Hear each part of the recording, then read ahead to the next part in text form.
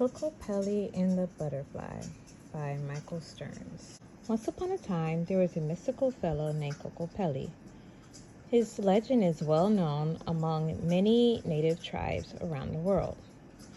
Hundreds of years ago, from what is now North and South America to the Pacific Islands, stories of Kokopelli's travels were told around many campfires.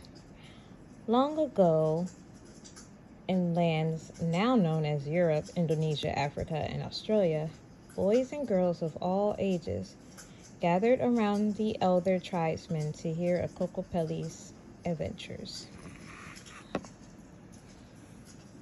Kokopelli was quite an interesting fellow. He was a wanderer by choice and delighted in the overwhelming beauty of nature that constantly surrounded him. Hundreds of years ago, most of the land was in its original state, untouched, and many times unseen by even a single human.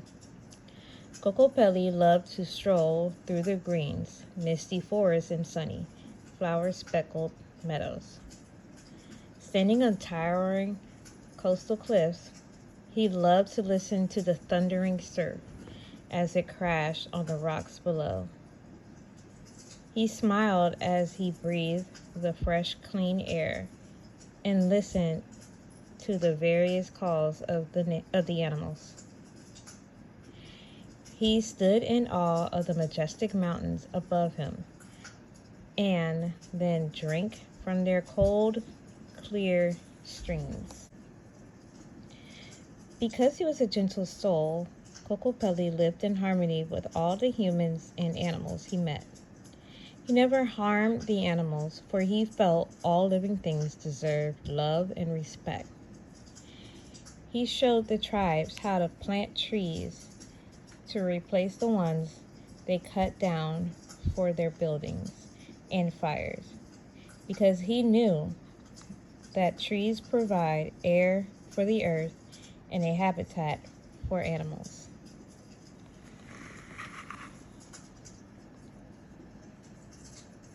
He taught every tribe he could to grow all the food they seeded and to take care of Mother Earth in return. He encouraged them to fertilize the land with many uneaten food to create rich soil for strong future crops. Kokopelli also taught people to make things they would normally throw away into helpful objects. He was the first man on Earth to recycle.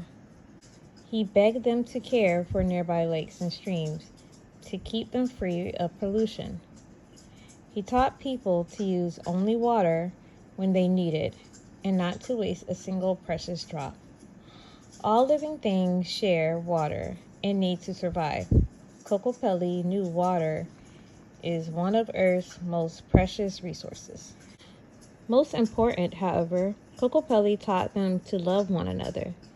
He showed them how to settle disputes peacefully rather than arguing or fighting.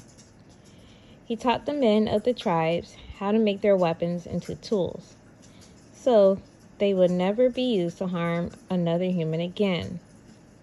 Kokopelli generated more kindness than any person the tribe's people had ever met. Kokopelli enjoyed his life of travel and adventure and acquired many skills over time. He was an incredible magician and would conjure spells and mystify his audiences with amazing tricks. A wonderful musician as well. He played the pipes and drums with all his might and created more delightful music than 10 men could. He danced wildly, sometimes to convey a story, other times just to entertain his tribal friends. He danced to please the spirits in order to bring rain, to make the crops grow, or to help the sick become well again. Whatever the reason, it was always the most significant dance the tribes had ever seen. When Kokopelli sang, man and beast came from miles around to hear the fantastic music that echoed throughout the forests and canyons.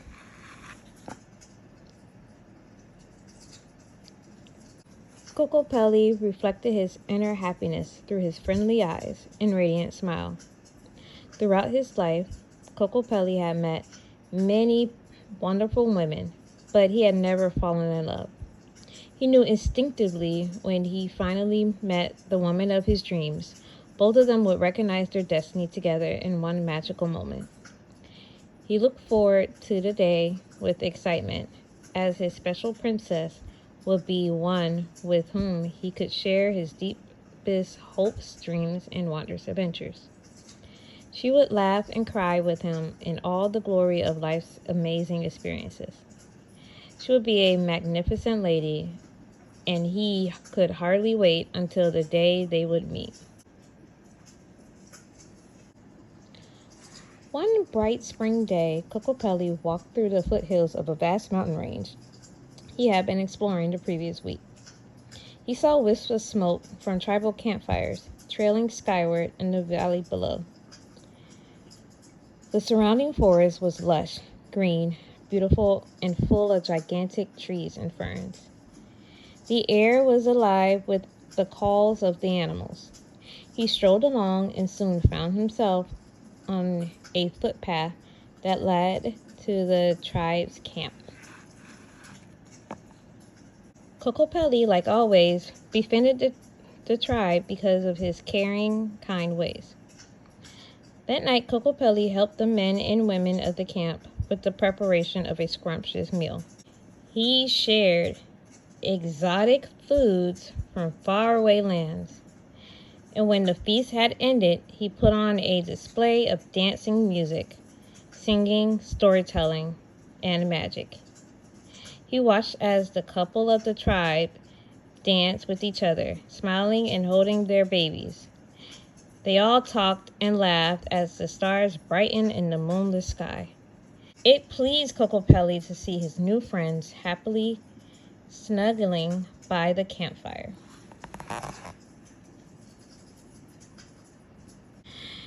It had been a great day, and everyone turned in for a well-deserved sleep. Kokopelli laid by the fire, staring up at the unbelievably clear sky. As he looked up at the millions of bright twinkly stars, he wondered about the lady of his dreams and where she might be. Smiling, he imagined what she might be doing, what she looked like when she laughed, and how the soothing sound of her voice would softly drift him into a blissful slumber. With these heartwarming thoughts floating through his mind, Kokopelli fell asleep.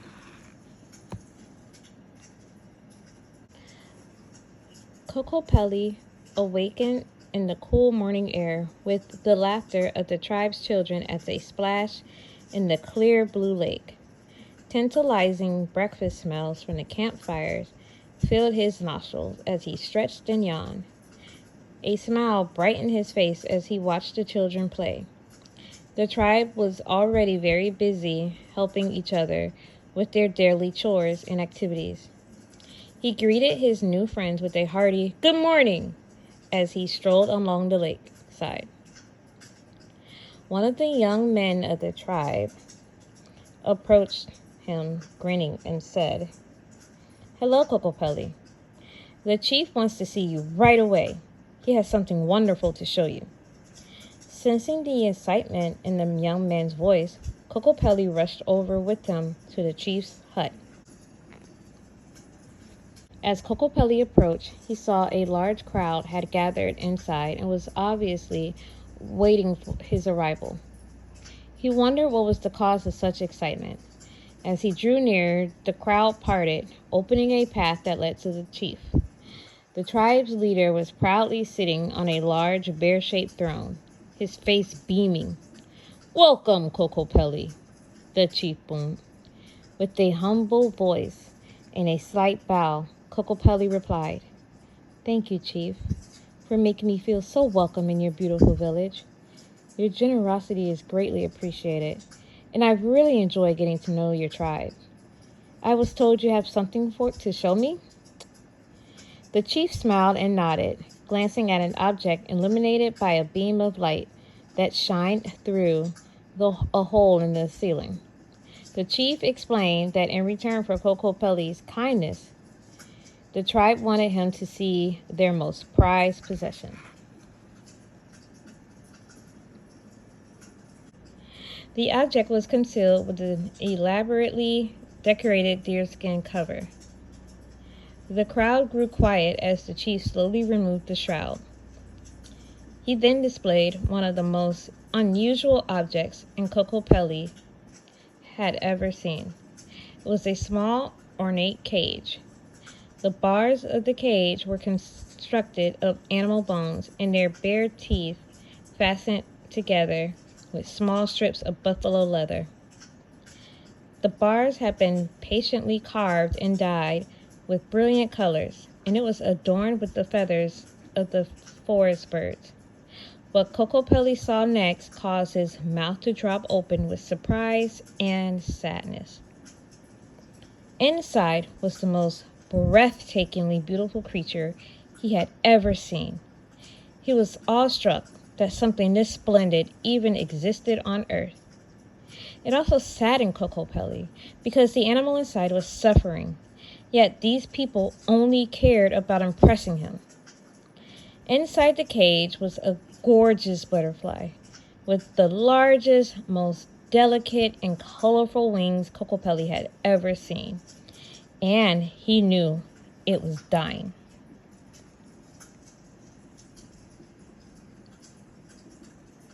The butterfly's wings were like spun silk, shimmering with reds, blues, greens, violets, yellows, and every other color imaginable. They were marked by speckles, stripes, and designs Kokopelli's had never seen before. The butterfly didn't move, except for a slight frightened shiver of its wings. As he moved his face closer to get a better look at the lovely butterfly, he could see the edges of his wings were tattered from flitting against the bars of the cage for so long. The butterfly was very scared, and to Kokopelli it was obvious it was nearing death from trying to escape for so long. The powerful forces of nature had it drawn toward the outside air like the full moon pulling on the oceans, blue and deep. The struggle against the cage bars had finally exhausted the poor butterfly, and it no longer had the strength to go on. Kokopelli's eyes filled with tears as he helplessly looked at the frightened butterfly. His eyes overflowed, and a large tear fell from his face onto one of his wings. Nobody but Kokopelli saw what happened next. As it rolled down the butterfly's wings, the colors brightened in the wet trail left by the teardrop. When it slowly flowed to the bottom of the wing, he saw the torn, uneven edge magically heal. His eyes widened in disbelief. When the teardrop finally fell from the edge of the butterfly's wings, Kokopelli snapped out of his trance and gazed at the many faces surrounding him. Every member of the tribe stared at him, smiling as if asking for his approval. Kokopelli's trembling hands slowly lifted the cage as his eyes narrowed in grief. He ached with sadness because of the cruelty these people exhibited towards the butterfly. Through his tearful eyes, he looked at the people around him. The tribe's people saw this, and the smiles on their face quickly changed to expressions of confusion as they lowered their eyes from Kokopelli's gaze. "Shame on you, Chief," Kokopelli said, his voice barely a whisper. "This creature is no different than you or me. It needs to be free and loved. Can't you see you almost killed it? Please, let me release this butterfly back to nature where it belongs right now," he begged. His request deeply angered the chief. "How dare you speak of me letting my treasure go?" he screamed. He then ordered his men to seize Kokopelli and the butterfly. At this moment, Kokopelli knew what must be done. He was a powerful man and therefore refused to fight. Kokopelli noticed a spear in the hands of one of the men. He knew he and the butterfly would be harmed if they stayed. Being a magician, he conjured a spell, creating a huge plume of thick white smoke between the tribe's people and himself. He did this only to distract the tribe as he quickly and carefully clutched the cage to his chest and disappeared in the confusion. He just couldn't bring himself to leave the helpless butterfly behind to die. He hoped one day he would help the tribe understand his actions and called this out over his shoulder as he ran. Kokopelli ran faster than he had ever run in his entire life, gently cradling the cage and the butterfly within. He ran so fast that the forest trees began to blur in his vision. He sprinted like this for miles and miles, taking care not to accept the cage and its precious content. Hours later, when he was far away from the village and was sure that no one would be able to find them, Kokopelli slowed and finally stopped next to a babbling stream. He tenderly placed the cage on a cool, flat rock. He moved cautiously so as to not scare the gentle butterfly and slowly opened the cage. The butterfly did not appear frightened, but it actually looked healthier and even more colorful as it slowly began to creep toward the door. Just then, a surprising thing began to happen. A female deer and her fawn approached the clearing. The excited chatter of the forest birds quieted as the butterfly began to move. A few rabbits stopped their evening meal so they could get a glimpse, with a mother fox and her pups standing next to him. A wolf stepped aside to let a squirrel family see as a moose stood proudly over a badger. He noticed a grizzly bear shading a mother duck and her babies as a lynx squeezed in next to a boar. Even the fish jumped from the surface of the stream to look, while eagles perched above them for a better view. None of the animals minded when even the skunk and porcupine moved into the clearing. There were horses, wild horses, snakes, bats, frogs, geese, and dozens of other animals sitting peacefully together. Kokopelli intuitively knew that the animals must hold a special place in their hearts for this butterfly. Kokopelli lowered his hand to the open cage door, and the butterfly slowly stepped onto his fingers. Its brilliant wings began to open and close repeatedly as it gained confidence. "Do not be afraid, beautiful butterfly. Nobody will hurt you anymore," Kokopelli said softly. The butterfly's wings began to open and close more quickly as it crouched. Kokopelli smiled. He knew the butterfly wanted to fly. "Are you ready?" he asked.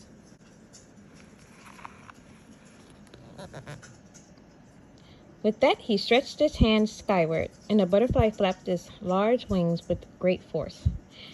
As its wings pulled through the air, the butterfly released his hand and began to fly upward. Kokopelli and the animals watched as the butterfly flew higher and higher toward the setting sun. Its wings shed a shimmering rainbow of scales as they instantly healed.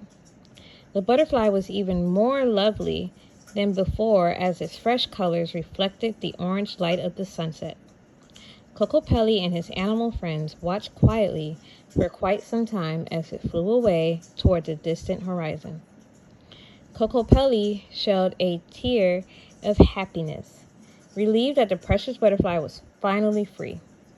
He was also a bit sad because it was now so far away. He felt a magical bond had grown between them, and now the butterfly was gone. However, the butterfly was back in nature, healed and flying freely, and that was what mattered most. Kokopelli could tell by looking at the animals that they were grateful to him. As if a spell was broken, the animals slowly returned to the forest, leaving Kokopelli alone with his thoughts. He sat on a rock a while, reflected on his amazing day, and watched the last of the breathtaking sunset alone. He was exhausted from the day's event, so he decided to make camp right where he was. It was a warm night, and all he needed for a bed were the soft leaves of the forest floor. The soothing song of the crickets and the babbling of the nearby stream relaxed him with their lullaby. Beneath a giant tree, he soon drifted into a sound sleep, comfortably nestled in its protective arms of Mother Nature. Early the next day, he was awakened by the excited calls of the forest animals. Rubbing his eyes from his sleep, he looked up and saw that his animal friends were again gathering in the clearing. He stood and brushed the leaves off of himself and saw the animals were all looking in the same direction. He saw the object of their gaze and couldn't believe his eyes. He was filled with wonderment at who stood before him. Standing in front of Kokopelli was a woman, but not just any woman. She was the most kind and gentle woman Kokopelli ever met. He stood frozen with shy admiration, but her loving eyes and warm smile immediately soothed him. They gazed at each other and noticed something familiar about the way the forest animals had gathered. Smiling, he asked, "Who are you, fair lady?"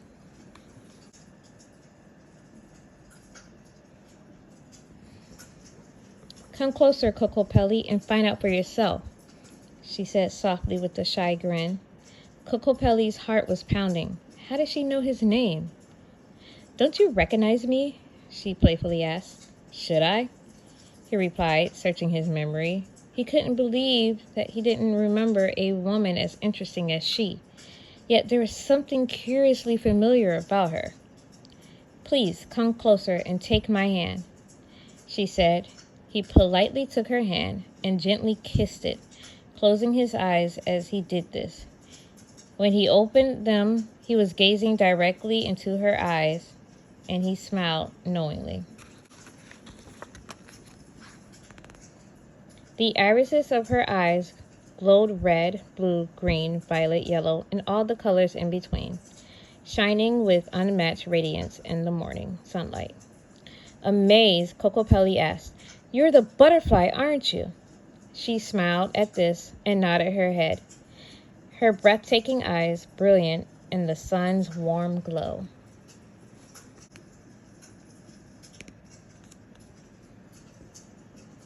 "You broke a terrible spell when you released me from that cage, Kokopelli," she explained.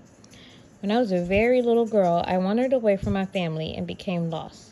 I spent a terribly frightening night in the woods alone. But I was found and raised peacefully over the years by the forest animals. They took turns nurturing me, protecting me, and teaching me to love and respect all living things.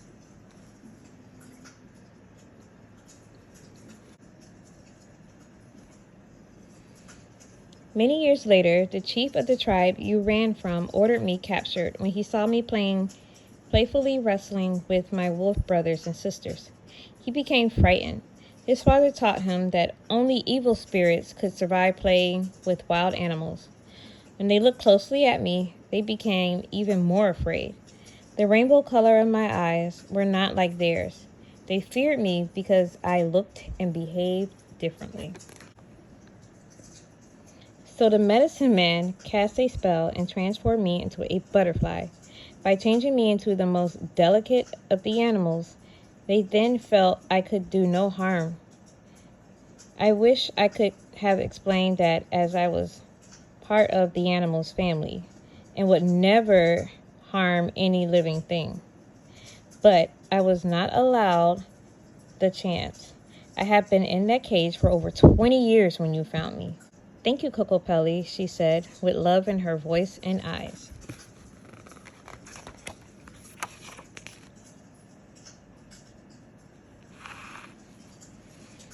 Kokopelli knew for the first time he was in love. Although he didn't even know her name, he felt she could be the woman he had been dreaming of for so long. He told her this as a powerful feeling of love filled his pounding heart. She felt the same way and told him so. As he stared into her eyes, he asked, "What is your name?" "My name is Samsara," she replied. Her animal family loudly voiced their pleasure at the sound of her name, as they missed her very much. Samsara, Kokopelli said to himself, as a nice warm feeling washed over him.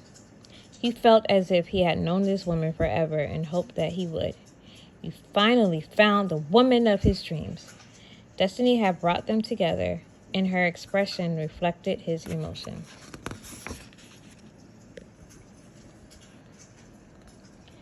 "Where shall we go?" she asked, eager to explore. "When the time was right, and only if you wish it so, could we go back one day and make peace with the tribe? Could we bring them a gift to show that you are not an evil spirit, but that you are a caring woman who is friends with the animals?" he asked. "Yes, Kokopelli, I would like that very much. But where shall we go right now?" she asked, playfully.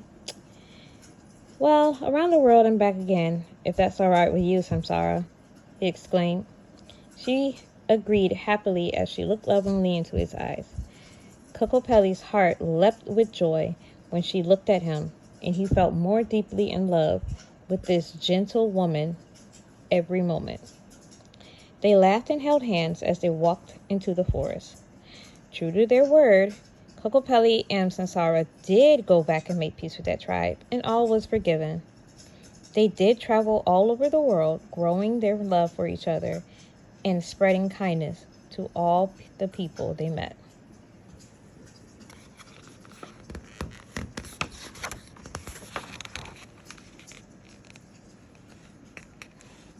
Kokopelli had finally found his princess, and he knew that they would live happily ever after.